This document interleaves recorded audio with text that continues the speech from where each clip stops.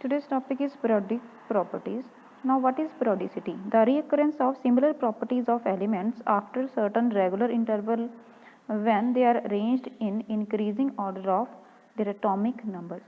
मतलब कि जैसे हम एटम्स को या एलिमेंट्स को उनके एटॉमिक नंबर के बेस पे अरेंज करते हैं तो कुछ कुछ इंटरवल के बाद उनकी प्रॉपर्टीज सिमिलर आनी शुरू हो जाती हैं। तो इसका रीज़न क्या है कि सिमिलर प्रॉपर्टी क्यों आती हैं कुछ इंटरवल के बाद कि repetition of similar electronic configuration of atoms in their valence shell.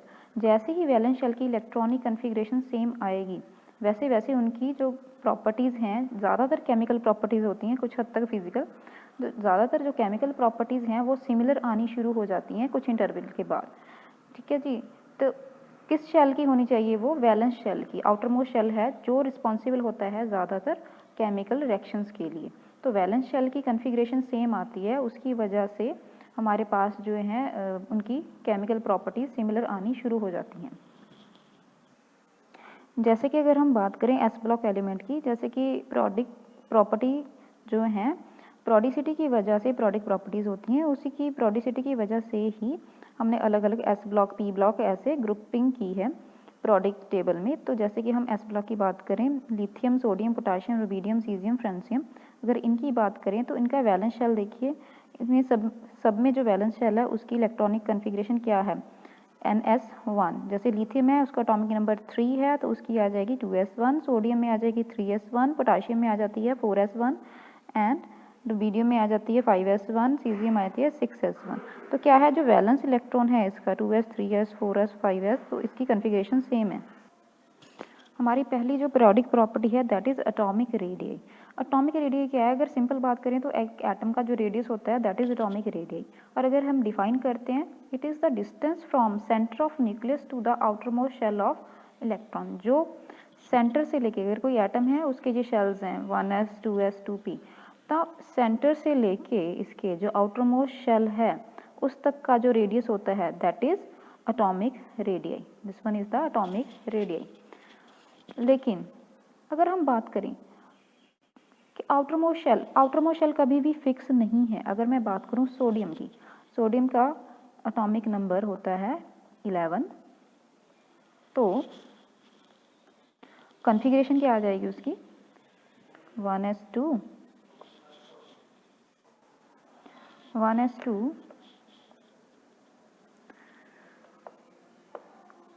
2s2, 2p6 and 3s1।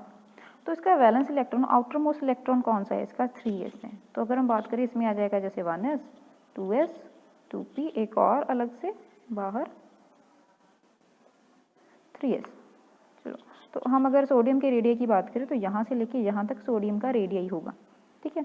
लेकिन अगर हम बात करें फ्लेम टेस्ट की, आपने सुना होगा flame test. Sodium golden flame colour देता है, गोल्डन येलो फ्लेम टेस्ट देता है। मतलब कि अगर सोडियम के सॉल्ट को हम उसका मिक्सचर बना के HCl के साथ फ्लेम में करें तो जो फ्लेम कलर है गोल्डन येलो हो जाता है। इसी की वजह से इसे फायर क्रैकर्स जो आते हैं हमारे पास उसमें यूज़ करते हैं ज़्यादातर एस ब्लॉक एलिमेंट को, कि किसी फायर क्रैकर में ग्रीन कलर की फ्लेम आती है उसमें बेरियम होता है, अगर गोल्डन कलर की फ्लेम आती है तो उसमें सोडियम होता है, अगर उसमें रेडिश कलर की आती है ब्रिक रेड या रेडिश कलर की तो कैल्शियम होता है। तो ये क्यों होते हैं कि ये फ्लेम टेस्ट जो देता है गोल्डन येलो कलर की फ्लेम देता है सोडियम, इसके सॉल्ट एनालिसिस के टेस्ट में भी हम इसी को ही यूज़ करते हैं। एक्चुअली क्या होता है कि फ्लेम टेस्ट में अगर 3s ऑर्बिटल में मेरे पास इलेक्ट्रॉन प्रेजेंट है सिंगल, तो अगर हम फ्लेम देते हैं उसे मीन्स हीट कर रहे हैं, बाहर से हम एनर्जी प्रोवाइड कर रहे हैं, तो इलेक्ट्रॉन जो है एक्स्ट्रा एनर्जी लेके हायर ऑर्बिटल है उसमें चला जाता है, वो एनर्जी अब्जॉर्ब करता है और यहाँ पे हायर ऑर्बिटल 3s के बाद कौन सा होगा? 3p। तो 3p में चला गया, तो उसके बाद जब वो एनर्जी लूज करता है वापस आता है 3p में से, अगर ये वापस आएगा तो उतनी ही एनर्जी लूज करेगा, उतनी नहीं होती, उससे थोड़ी कम होती है जितनी अब्जॉर्ब करता है, क्योंकि थोड़ा सा वेस्ट होता है एनर्जी का। ये जो हम बाहर एनर्जी प्रोवाइड कर रहा है इसकी वजह से ये अपनी जो एनर्जी अब्जॉर्ब थी उसे बाहर एमिट करता है और ये गोल्डन येलो कलर की होती है। इसकी वजह से flame test sodium golden yellow देते हैं। अगर सिंपल सोडियम की मैं बात करूं तो ये तो 3s तक ही लिमिटेड था, तो मैंने एक बार तो मेजर कर लिया कि सेंटर से लेके 3s तक है ये मेरा, ठीक है। लेकिन अगर मैं बात करूं जब हीट किया तो उसके पास 3p कहाँ से आ गया, तो इस हिसाब से तो अगर हीटेड सोडियम है उसका रेडियस अलग हो गया, अगर नॉर्मल सोडियम है तो उसका रेडियस अलग हो गया, तो ये तो गलत होगी डेफिनेशन हमारे पास। तो अब हम क्या करते हैं, एक्चुअल होता क्या है, जो हमारे पास एटम है उसके पास ऑर्बिटल काफ़ी सारे प्रेजेंट होते हैं। यही नहीं है कि 3s अगर उसका वैलेंस शेल है तो उसके बाद वाले ऑर्बिटल नहीं होंगे, उसके बाद भी प्रेजेंट होते हैं। 3s है तो उसके पास 3p भी हो सकता है, d भी हो सकता है, नो डाउट ये भी हो सकते हैं। अगर n थर्ड आ गया, third n means principal quantum number 3 है इसमें, तो 3s भी होगा, 3p भी हो सकता है, नो डाउट होते भी हैं इनके पास। इसीलिए अगर इसके पास 3p प्रेजेंट था तभी 3s वाला इलेक्ट्रॉन 3p में गया, और उसके बाद 3p से जब वापस आया तो उसने गोल्डन कलर की फ्लेम दी। इसका क्या मतलब हुआ, जितने इलेक्ट्रॉन हमें दिखते हैं या जितने ऑर्बिटल हमें दिख रहे हैं इस कन्फिगरेशन में, उससे ज़्यादा ऑर्बिटल अवेलेबल होते हैं हमारे पास एटम्स में। तो इस डेफिनेशन के अकॉर्डिंग क्या था कि जो आउटर मोस्ट है हमारे पास इसका ऑर्बिटल उस तक का डिस्टेंस, तो ये डेफिनेशन तो होगी गलत हमारी, ठीक है जी। अब हमने क्या किया कि नई डेफिनेशन लिखी, उसके अकॉर्डिंग क्या था, the distance of closest approach of one atom to another atom is given in the bonding situation. Means जब कोई, इसमें हमने सारी चीज़ कवर कर ली कि सोडियम अगर क्लोरीन के साथ बॉन्ड करता है, सोडियम सोडियम के साथ बॉन्ड करता है, कि किसी भी टाइप का अगर बॉन्ड है, चाहे कोवलेंट है चाहे आयनिक है, उसमें मेरा सोडियम एटम दूसरे एटम्स के साथ जो है क्लोजेस्ट अप्रोच जब दोनों एक दूसरे को सरफेसेस एक एटम की दूसरे के साथ टच में आ रही हैं, तो distance of closest, this is the distance of closest approach, ठीक है। अगर सोडियम सोडियम के साथ कर रहा है, क्योंकि सोडियम अगर मेरे पास मेटल है, मेटालिक फॉर्म में लूँगी, ये भी सोडियम होगा तो ये भी सोडियम होगा। अगर NaCl की बात करूँ तो ये Na होगा, ये Cl होगा, actually this is Na positive Cl negative. तो Na पॉजिटिव Cl नेगेटिव को अप्रोच करेगा, जहाँ पे ये Cl नेगेटिव को टच हो गया तो यहाँ का क्लोजेस्ट अप्रोच का जो रेडियई है तो उसमें Na पॉजिटिव का रेडियई हो गया। अगर इस सोडियम मेटल की बात करूँ, ये सोडियम दूसरे सोडियम को कहाँ पे अप्रोच कर रहा है, ये क्लोजेस्ट इसका अप्रोच है, तो it is the distance of closest approach. इस डिस्टेंस ऑफ क्लोजेस्ट अप्रोच में सारे डिफरेंट टाइप के रेडियई कवर हो जाती हैं। रेडियई अपने पास अलग अलग टाइप के होते हैं, जैसे कोवलेंट रेडियई, मेटालिक रेडियई, आयनिक रेडियई, वान डेर वाल रेडियई। कोवलेंट रेडियई किन में होगा, जिनमें कोवलेंट जो मॉलिक्यूल्स कोवलेंट होते हैं। मेटालिक रेडियई जैसे मेटल्स में सोडियम पोटाशियम सीजियम, ये जो मेटालिक फॉर्म में आती हैं उसमें मेटालिक रेडियई। आयनिक रेडियई जैसे ये NaCl हो गया, सॉल्ट्स में होता है आयनिक रेडियई। वान डेर वाल रेडियई किन में होता है, जैसे गैसेज हो जाती हैं, जो नोबल गैसेज हो जाती हैं तो उसमें हो जाता है वान डेर वाल रेडियई। ये डिफरेंट टाइप के रेडियई होते हैं और ये डेफिनेशन सारे के सारे रेडियई को कवर करती है, ठीक है जी। तब हम पहले डिस्कस करेंगे हमारे पास क्या है, कोवलेंट रेडियई। कोवलेंट रेडियई किस में होता है, कोवलेंट मॉलिक्यूल्स में। तो it is half of distance between centers of nuclei of two similar atoms bonded together in a molecule। Covalent radii में अगर हमने रेडियई कैलकुलेट करना है तो पहले हम स्टार्ट किससे करेंगे, होमोएटॉमिक मॉलिक्यूल्स से, जैसे Cl2 होमोएटॉमिक, दोनों एटम सेम है, दोनों ही क्लोरीन है हमारे पास, होमोएटॉमिक जो मॉलिक्यूल्स हैं। H2 ये भी हाइड्रोजन, ये भी हाइड्रोजन। तो हम कोवलेंट रेडियई कैलकुलेट कैसे करते हैं, सबसे इजी मेथड क्या होता है, देखो एक तो कोवलेंट बॉन्ड होता है, उसमें क्या होता है ऑर्बिटल की ओवरलैपिंग, एक इलेक्ट्रॉन इसका एक इलेक्ट्रॉन इसका, तो सेंटर में 2 इलेक्ट्रॉन हो जाते हैं। ये तो बेसिक आपने स्टडी किया होगा। तो थोड़ा सा तो कोवलेंट रेडियई अगर मैं बात करूँ मेटालिक रेडियई से छोटा होगा, क्योंकि मेटल्स में ये होता है ओवरलैप नहीं होता, कोवलेंट में ओवरलैप होता है। चलो ये सिंपल हो गया। तो इस रेडियई को मेजर कैसे करते हैं, हमारे पास ना डिफरेंट टेक्निक्स हैं। एक है उनमें से एक्सरे डिफ्रैक्शन टाइप या एक्सरे क्रिस्टलोग्राफी, उसमें हम क्लोरीन वगैरह ले लेते हैं, जो भी है होमोएटॉमिक मॉलिक्यूल ले लेते हैं, उसका बॉन्ड लेंथ जो है ये कैलकुलेट कर लेते हैं एक्सरे डिफ्रैक्शन, एक्सरे क्रिस्टलोग्राफी या डिफ्रैक्शन से, एक्सरे क्रिस्टलोग्राफी। उससे हमारे पास क्या आ जाती है, बॉन्ड लेंथ। बॉन्ड लेंथ आ गई। बॉन्ड लेंथ क्या है, इसके सेंटर से इसके सेंटर तक का distance, this x bond length आ गई। तो this plus this divided by 2 means bond length x divided by 2, तो ये क्या आ जाएगा हमारे पास, क्लोरीन का कोवलेंट रेडियई। ठीक है जी। अगर हमने हाइड्रोजन का रेडियई फाइंड आउट करना है तो सिमिलरली हम H2 लेंगे, उसका एक्स-रे क्रिस्टलोग्राफी से बॉन्ड लेंथ फाइंड आउट कर लेंगे, इसके सेंटर से लेके इसके सेंटर तक इसकी बॉन्ड लेंथ होगी। अगर हम इसको हाफ कर देंगे कि तो क्या आ जाएगा, इस एटम का रेडियई आ जाएगा हमारे पास। ठीक है। अगर सपोज करो H2 हमारे पास नहीं है, H2 का क्या होता है कि थोड़ी सी फ्लेमेबल है, उसे कैच करना इजीली फ्लेम कैच कर लेती है। जैसे इसमें है H2, हाइड्रोजन गैस ली हमने, उसका बॉन्ड लेंथ फाइंड आउट किया, उसका हाफ कर दिया, तो हाइड्रोजन का रेडियस आ जाएगा, रेडियस ऑफ H एटम। ठीक है। सपोज करो हाइड्रोजन H2 गैस नहीं है मेरे पास, क्योंकि ये कंबस्टिबल होती है, थोड़ा सा इसे हैंडल करना मुश्किल होता है, तो हम क्या करते हैं, सपोज करो HCl दे दिया उन्होंने हमारे पास, तो HCl का हम बॉन्ड लेंथ फाइंड आउट कर लेंगे। HCl का बॉन्ड लेंथ फाइंड आउट किया तो उसकी जो बॉन्ड लेंथ होगी किसकी वजह से होगी, ये हाइड्रोजन है, इसका रेडियस, एंड क्लोरीन इसका रेडियस, तो टोटल बॉन्ड लेंथ में से हम क्लोरीन का रेडियस सब्ट्रैक्ट कर देंगे। क्लोरीन का रेडियस कैसे सब्ट्रैक्ट करेंगे, जैसे हमने प्रीवियसली कैलकुलेट किया था कि क्लोरीन Cl2 हमने गैस ली थी, क्लोरीन गैस ली थी, उसमें से हमने इसका रेडियस फाइंड आउट कर लिया था, तो हमारे पास बॉन्ड लेंथ में से क्लोरीन का रेडियस सब्ट्रैक्ट कर देंगे तो हाइड्रोजन का रेडियस आ जाएगा। ठीक है। तो इस टाइप से इनडायरेक्ट वे से भी हम कैलकुलेट कर सकते हैं। और एक होता है मल्टीपल बॉन्ड का रेडियई। मल्टीपल बॉन्ड सिंपल होता है,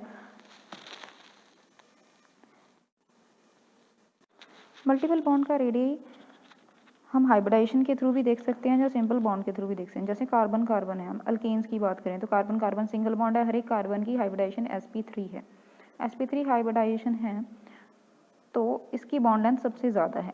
इसमें सिर्फ एक सिंगल सिग्मा बॉन्ड, इसमें सिर्फ एक सिग्मा बॉन्ड है, इसमें एक सिग्मा एंड एक मेरे पास पाई बॉन्ड है, इसमें एक सिग्मा 2 पाई बॉन्ड है। तो सबसे ज़्यादा बॉन्ड स्ट्रेंथ किसकी होगी, ट्रिपल बॉन्ड में, इसकी हाइब्रिडाइजेशन sp, इसकी हाइब्रिडाइजेशन sp, तो sp3 वाले में बॉन्ड लेंथ सबसे ज़्यादा होगी, फिर sp2 वाले में होगी, फिर sp वाले में होगी।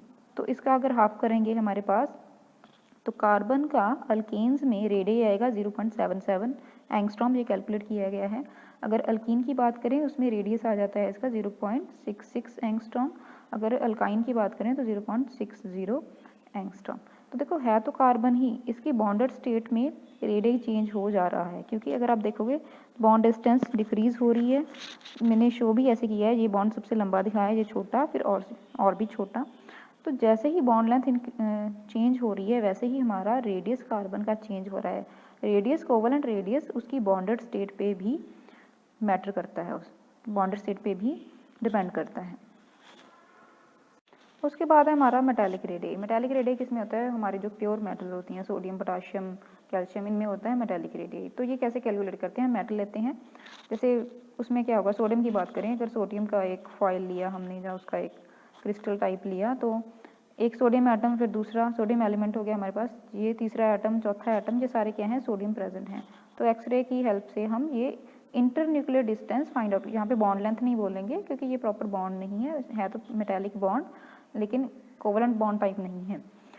तो ये internuclear distance between two adjacent atom, adjacent atom में देखना है इसके न्यूक्लियस और इसके न्यूक्लियस का डिस्टेंस, उसे हमने डिवाइड कर देना है 2 से, मीन्स उसे हाफ कर देंगे। ठीक है जी। तो मेटालिक रेडियई क्या है, internuclear distance between two adjacent atoms in metallic lattice divided by 2। उसके बाद आता है वान डेर वाल रेडियई। वान डेर वाल जो होती हैं फोर्स ऑफ अट्रैक्शन किन में होती हैं, ज़्यादातर हमारे पास जो होती हैं van der Waals interaction noble gases में होती हैं। सबसे वीक होती हैं हमारे पास van der Waals interaction noble gases में होती हैं ज़्यादातर, जहाँ गैसेज फॉर्म में जो मॉलिक्यूल्स होते हैं जिनमें आपस में कोई बॉन्डिंग नहीं है। जैसे इसमें मेटालिक बॉन्ड था तो इसमें वान डेर वाल नहीं हमने काउंट की, मेटालिक फोर्सेस काउंट की, जहाँ जिसमें जैसे क्लोरीन है Cl2, एक क्लोरीन एंड दूसरी क्लोरीन, तो इसमें क्या था हमारे पास कोवलेंट बॉन्ड था, तो वहाँ पे कोवलेंट रेडियई होगा। अगर क्लोरीन का मैं बोलूँ कि वान डेर वाल रेडियई फाइंड आउट करो, तो आप तो बोलोगे कि मैडम इसमें तो कोवलेंट रेडियई है, इसमें तो वान डेर वाल नहीं है, लेकिन ऐसा नहीं है। अगर क्लोरीन गैस की मैं बात करूँ, जैसे क्लोरीन का एक मॉलिक्यूल यहाँ पे है, दूसरा यहाँ पे, तीसरा, जैसे गैसेस फॉर्म में सेपरेटेड है, अलग अलग मॉलिक्यूल हैं, क्लोरीन क्लोरीन क्लोरीन, सारे क्लोरीन है मेरे पास। तो वान डेर वाल रेडियई के लिए पहले तो हमें उसका सॉलिड फॉर्म लेना होगा। तो क्लोरीन गैस को हम सॉलिडिफाई करेंगे। कैसे? उसका टेम्परेचर डिक्रीज करके, प्रेशर इंक्रीज करके सॉलिडिफाई करेंगे। तो जैसे कि सॉलिड फॉर्म में आ गया एक क्लोरीन मॉलिक्यूल, उसकी लेयर्स बन गई, ये फर्स्ट लेयर है, ये सेकेंड लेयर है, ठीक है। इस लेयर का इससे डिस्टेंस थोड़ा सा ज़्यादा है, देखो ये डिस्टेंस मैंने ज़्यादा शो किया है, सपोज करो। तो ये वाला क्लोरीन मॉलिक्यूल इस क्लोरीन मॉलिक्यूल के सबसे पास है। तो हम वान डेर वाल रेडियस कैसे कैलकुलेट करेंगे कि van der Waals radius the internuclear distance between two non bonded nearest neighbouring atoms in solid state divided by 2। इसके न्यूक्लियस से अगर मैं इसके न्यूक्लियस तक का डिस्टेंस देखती हूँ तो ये तो बॉन्डेड फॉर्म है, ये क्लोरीन इसका बॉन्ड बना हुआ है, देखो, ठीक है, ये तो कोवलेंट बॉन्ड है। अगर इसका डिस्टेंस को मैं हाफ करती हूँ तो फिर तो गलत हो गया, वो तो था मेरे पास कोवलेंट रेडियई।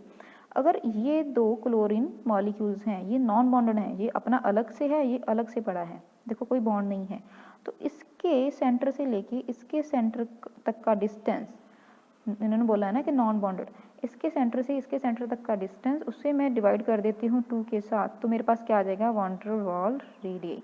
और एक चीज़ और, जो सबसे क्लोज दूसरे मॉलिक्यूल का जो एटम सबसे क्लोज प्रेजेंट है, ऐसे तो मैं इसको भी कर सकती, इसके सेंटर से लेके इसके सेंटर तक का डिस्टेंस अगर मैं बात करूँ, वो दूर है, वो ज़्यादा है, तो ये सबसे कम, जो सबसे दूसरे मॉलिक्यूल का एटम जो इस मॉलिक्यूल के एटम के पास सबसे क्लोज पड़ा है, उसके डिस्टेंस को हाफ करना है हमने वान डेर वाल रेडियई में, ठीक है। ये है सिंपल हमारा वान डेर वाल रेडियई। अगर मैं हीलियम की बात करूँ तो हीलियम तो एटॉमिक ही गैस है, जैसे उसे पहले हम सॉलिडिफाई करेंगे, जैसे एक हीलियम, दूसरा हीलियम, फिर मेरे पास तीसरा हीलियम, फिर फोर्थ हीलियम, ऐसे लेयर्स बन रही हैं। तो हमने पहले चेक करना पड़ेगा कि इस हीलियम के साथ क्लोजेस्ट अप्रोच किसका है। इस एटम का अगर हमें दिख रहा है तो इसका इंटरन्यूक्लियर डिस्टेंस लेके उसे हम डिवाइड कर देंगे 2 के साथ। अगर यहाँ डिस्टेंस सबसे कम है तो इसके डिस्टेंस को 2 से डिवाइड करेंगे, ठीक है। हमने लेना है distance between 2 non bonded nearest neighbouring atoms divided by 2। और दूसरा वान डेर वाल फोर्सेस सबसे वीक होती हैं, उसके बाद होती हैं मेटेलिक फोर्सेस, सबसे स्ट्रांग होती हैं कोवलेंट फोर्सेस या कोवलेंट बॉन्ड, क्योंकि वो तो प्रॉपर बॉन्ड है। तो जितनी ही ज़्यादा फोर्सेस वीक होंगी उतना ही ज़्यादा वो बॉन्ड लेंथ ज़्यादा होगी। जैसे इसमें कोवलेंट का किया है, जैसे आप देख भी सकते हो, वान डेर वाल के लिए जो डिस्टेंस था ये ज़्यादा है, कोवलेंट के लिए जो डिस्टेंस था ये कम है हमारे पास, ठीक है।